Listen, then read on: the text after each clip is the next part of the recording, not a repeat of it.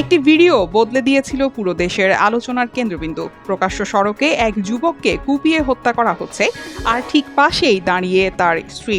সেই দৃশ্য আজও অনেকের চোখে ভাসে। বরগুনার বহুল আলোচিত রিফাত শরীফ হত্যা মামলার 7 বছর পূর্ণ হলো আজ।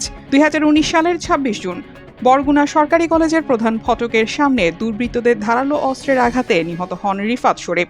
ঘটনাস্থলের ভিডিও সামাজিক যোগাযোগ মাধ্যমে ছড়িয়ে পড়লে দেশ জুড়ে তীব্র আলোড়ন সৃষ্টি হয়। প্রথম দিকে নিহতের স্ত্রী আয়েশা সিদ্দিকা মিন্নিকে ভুক্তভোগী হিসেবে দেখা হলেও তদন্তে উঠে আসে ভিন্ন তথ্য।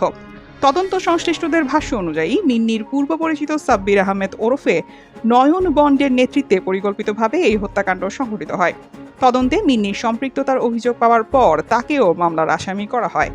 2020 সালের সেপ্টেম্বরে বরগুনার জেলা ও দায়রা জজ আদালত মিন্নি সহ 6 জনকে মৃত্যুদণ্ড দেন।